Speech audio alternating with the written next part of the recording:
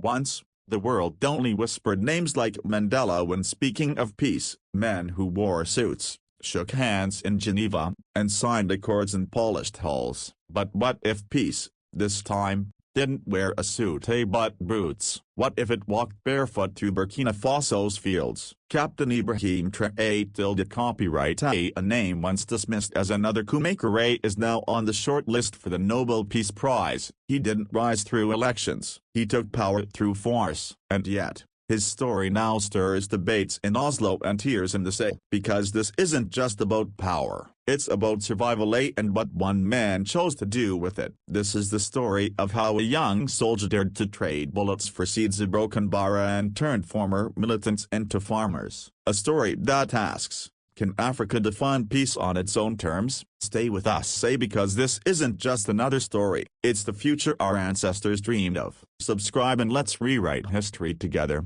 for an Africa that no longer bows its head. Do you believe a soldier can sow peace? Drop your thoughts in the comments and don't forget to subscribe. Burkina Faso, in the year 2022. Was not merely a troubled nation, it was on the brink of collapse. Entire regions had fallen out of government control. Armed insurgents moved freely across the northern and eastern territories. Schools were shuttered, markets deserted, and villages abandoned under the weight of fear. What had once been a proud and resourceful people were now scattered, broken by years of government inaction and foreign dependency. The silence of the state was louder than gunfire. It was the sound of surrender. Citizens no longer looked to the capital for answers. They had heard too many promises from too many men in suits who shook hands with foreign powers while their own oil was burning. Confidence in the government had eroded to dust. Aid came with conditions. Security came with strings. And dignity had disappeared. Then came September 30th.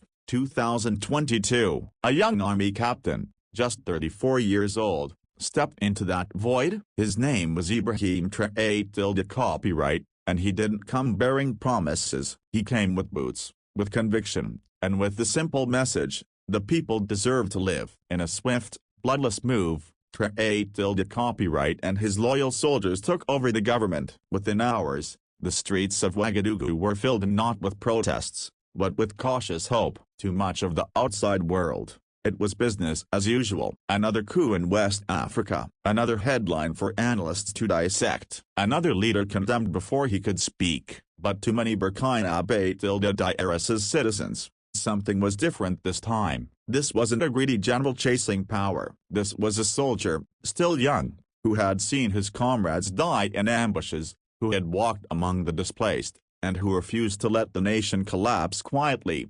Traoré copyright didn't call himself president. He called himself a caretaker of the people's trust, of the land's survival. In his first public address, he stood not behind bulletproof glass but among the people, dressed in fatigues, eyes hard with focus. I am not here for power, he said, I am here to defend the land and its children. That declaration struck like lightning. After decades of leadership that spoke in abstract ideals and foreign tongues, here was someone speaking plainly, directly, in a voice that sounded like home. And more than just words, he took actions few dared before him. Within weeks, French military forces were asked to leave. Agreements with Western partners were reconsidered. Burkina Faso was no longer interested in being a client state. It wanted sovereignty not in theory, but in daily life. This realignment terrified international observers. France, the United States, and European Union officials expressed concern. Editorials warned of a drift toward authoritarianism. Aid was paused. Headlines turned grim. Yet inside Burkina Faso,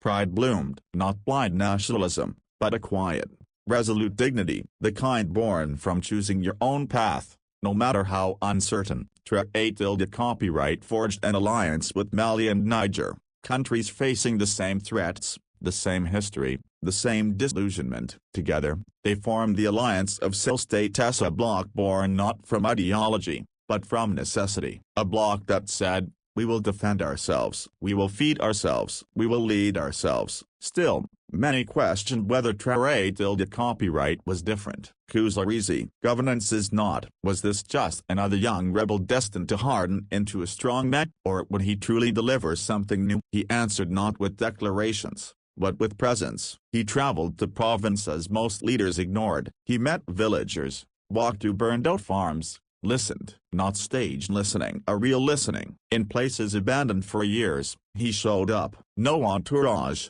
no golden chair, just a soldier looking people in the eyes. Slowly, the mood shifted. Fear didn't vanish, but it softened. In marketplaces, people said his name with cautious respect. Young men spoke of joining reconstruction efforts. Elders began to hope not for miracles, but for stability. Traoré copyright had done something rare. He made people believe again that Burkina Faso belonged to Burkina Faso. But speeches, alliances, and symbolism were only the beginning. The road ahead was unpaved, uncertain, and dangerous. The real test would come with action, real policies, real impact. Because changing perception is one thing, changing reality, that's where legacies are forged. Do you remember the moment when hope felt possible again? Share your memory in the comments, and if this story already resonates, hit subscribe to follow the next chapter of A Rising Africa. Power changes people. That's the old truth. Give a man the throne,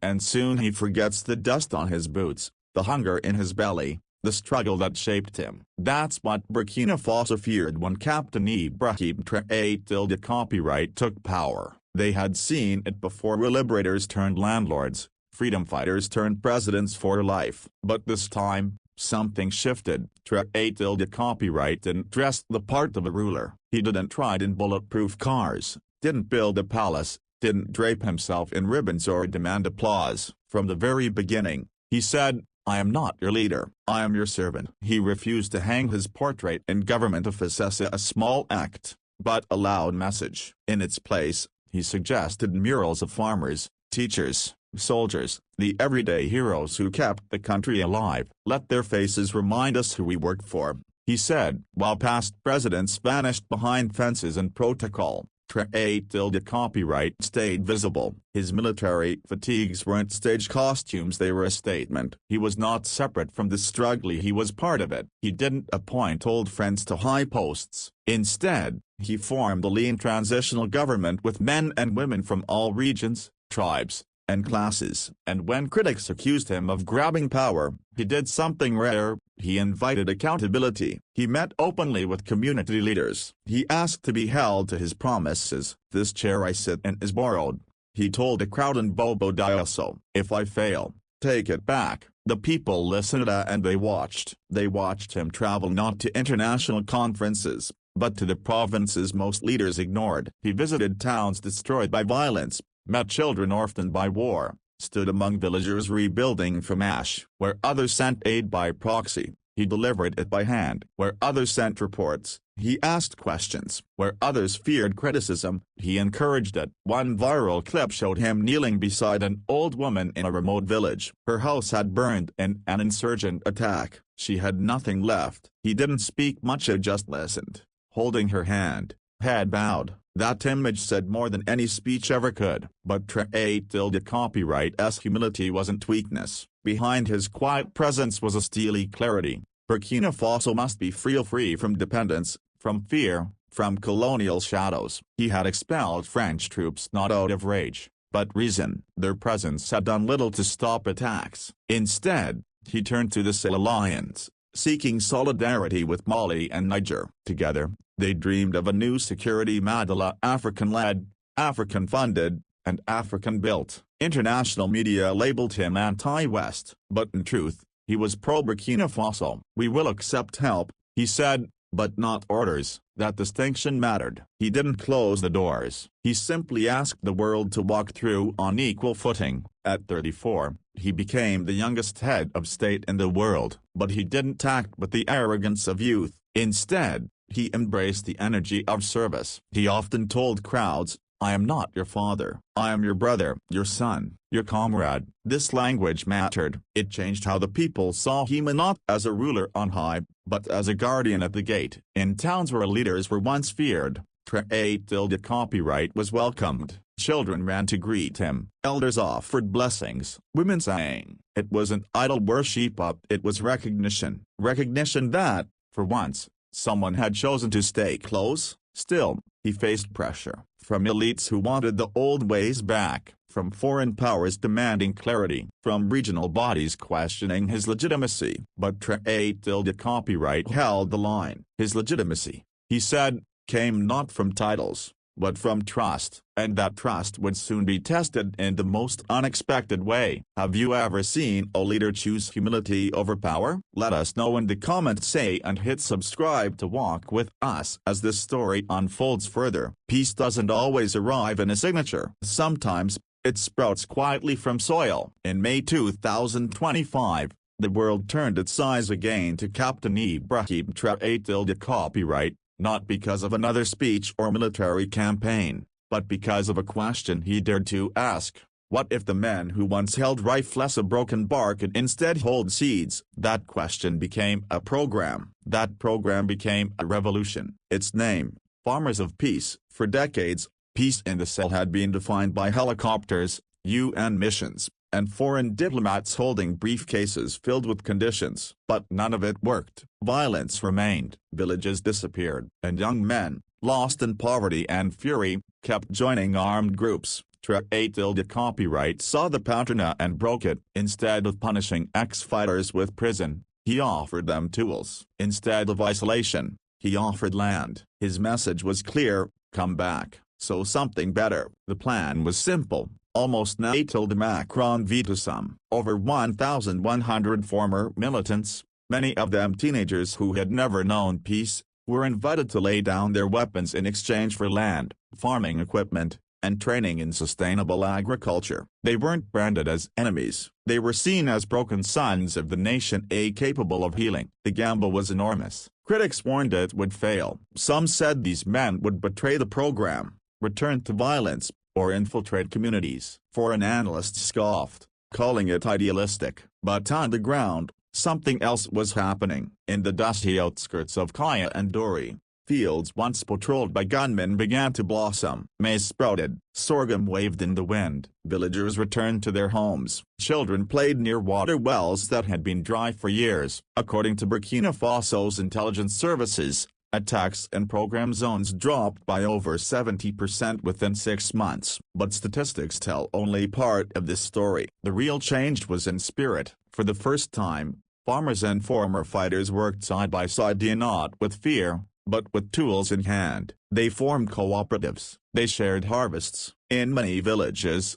locals no longer whispered about rebels, so they talked about brothers who came home. One village elder, interviewed by international press, said, "This is not peace from Geneva. This is peace from the ground, with calluses and sweat." The brilliance of Farmers of Peace wasn't just in economic reintegration, it was psychological. It reframed identity. It gave men who had once destroyed villages a reason to rebuild them. It rose toward lost purpose. And it went deeper still. Agriculture had always been the backbone of Burkina Faso. Traoré copyright understood that food security was national security. Each hectare cultivated meant fewer food imports, stronger rural economies, and greater dignity for families long forgotten by policymakers. Suddenly, the world took notice. Journalists who had once covered only bloodshed began reporting on resilience. Humanitarian groups accustomed to aid drops were now supporting co-ops. Policy circles in Geneva,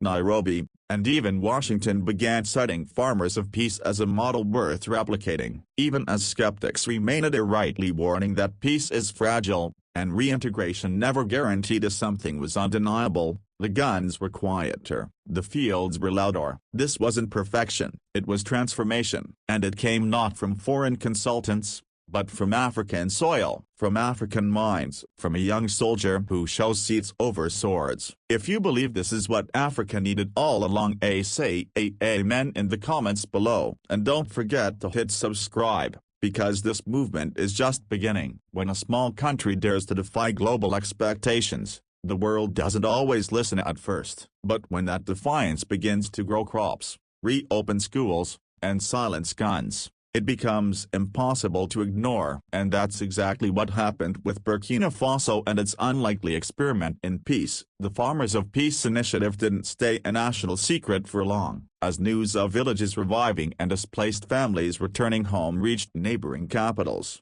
something remarkable happened. leaders began to pay attention, and not with suspicion, but with interest. In Mali and Niger, governments facing similar insurgencies looked across the border and saw a new kind of success. Not military victory, but social reintegration. Not treaties signed in hotel lobbies, but trust built under the sun. It resonated deeply in nations equally disillusioned with Western frameworks and external prescriptions. The alliance of states, once seen as a political necessity, began to evolve into something greater, a shared vision, a Salian renaissance, a declaration that African problems demanded African solutions, and not someday, but now. In Bamako, Malian commentators described Traité copyright as model as a return to community sovereignty. In Niamey, former generals debated how to transform their own reintegration strategies. Farmers of peace had planted seeds not just in soil,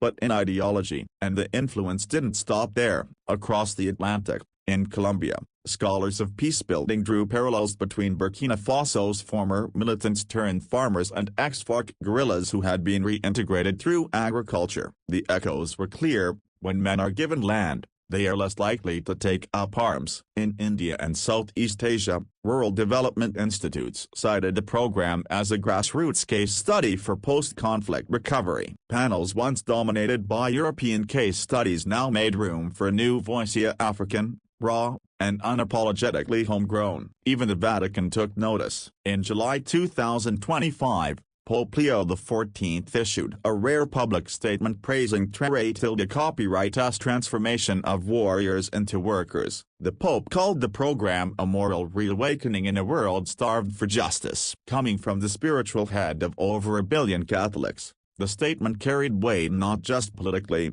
but spiritually. Suddenly, what had begun as a local gamble became a continental symbol. Traité copyright as nomination for the Nobel Peace Prize stopped being just about one mana. It became about a continent long misunderstood, often exploited, and rarely taken seriously when it sought to define peace on its own terms. African intellectuals spoke out. Why should peace only be recognized when it wears a Western suit? Why not when it wears work boots in Burkina Faso? On social media, the phrase "peace with a hope, not a helicopter" began trending across Francophone Africa. It wasn't just clever, it was truth. It was a rejection of decades of dependency, a demand for dignity. Of course, the West watched with mixed feelings. In Paris and Washington, some praised the results but feared the precedent. Could a man who took power through a coup be celebrated for creating peace? Editorials asked, are we rewarding rebellion? Is Oslo rewriting its values? But that,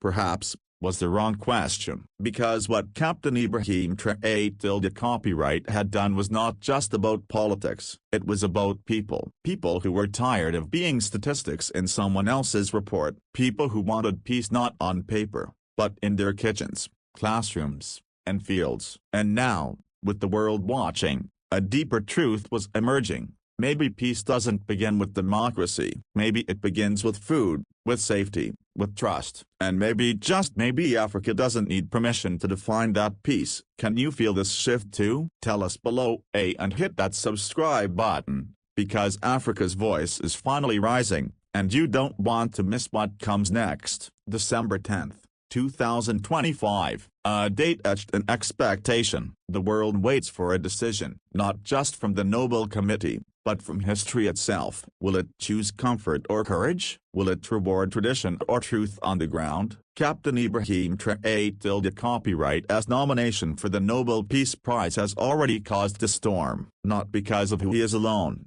but because of what his story represents. A soldier who rose through boots, not ballots. A leader who dared to imagine peace not as paperwork, but as plowshares. If he wins, it would mark a turning point, and not just for Burkina Faso, but for the very idea of peace in the 21st century. And yet, the world hesitates. In the corridors of Oslo, the whispers are real. Can we give the world's highest peace honor to a man who seized power? What message does it send if we applaud a military leader? But perhaps those questions miss the mark, because this is not about how power is gained up, it is about what is done with it. And in a world where fragile democracies often fail to feed their people, where leaders win elections but lose the people's trust, Maybe results speak louder than process. Burkina Faso latest news paints a different picture than it did 3 years ago. The guns have quieted. Families once scattered have returned. Food grows where fire once raged. Classrooms echo with children's laughter. No,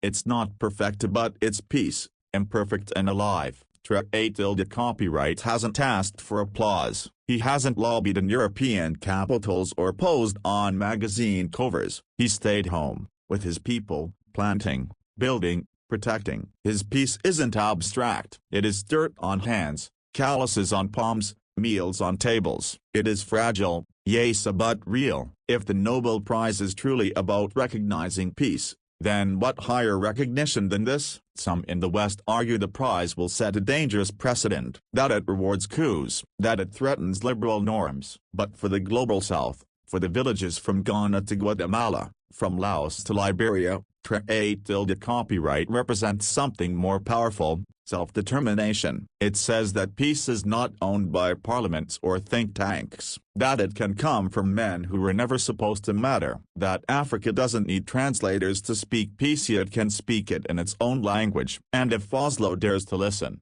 it might learn something new. Traoré copyright would be the first sitting African head of state to win the Nobel Peace Prize. That fact alone matters, not because of ego, but because of erasure. For too long, Africa's efforts at peace have been sidelined, overshadowed, or renamed under someone else's flag. A Nobel for Traoré copyright would be a correction and not of history, but of vision. In Ouagadougou, murals of Traoré copyright already cover city walls, and not in blind devotion, but in collective pride. Men and women see themselves in him not because he is perfect, but because he is theirs, their fears, their fight, their future. The question is no longer whether Traoré copyright deserves it. The question is whether the world is ready to redefine peace, not as negotiation in marble halls, but as resilience in mud villages, not as treaties between elites, but as trust rebuilt among neighbors, not as a Western export,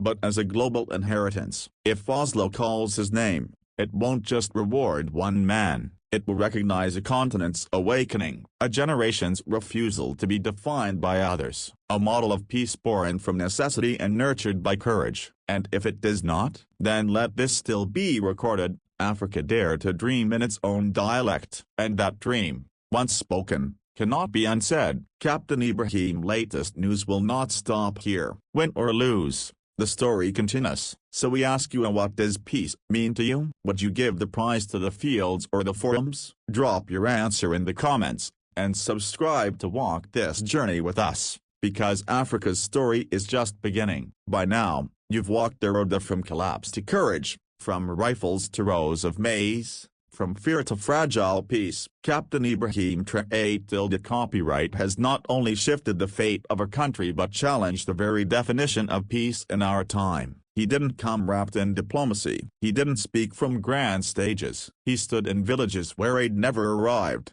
with sleeves rolled, hands calloused, and eyes set on justice. Whether Oslo crowns him or not, a new story has already begun. A continent has risen, and not in rebellion, but in renewal. Burkina Faso latest news is no longer about conflict, it is about creation, about people who once only survived now daring to live. And if you look close, you'll see it: murals painted in markets, seeds sprouting in abandoned fields, children writing their futures on blackboards instead of battlefield walls. This is a new Africa, and not waiting for permission, not asking for validation, but building, growing, rising. The world may still hesitate, but the people have already spoken in song, in silence, in soil. And perhaps, that is the most powerful verdict of all. So now we ask you, can peace be real if it never reaches the villages? Can a man born of war be reborn as a sower of peace? Can Africa finally be recognized not just as a battlefield,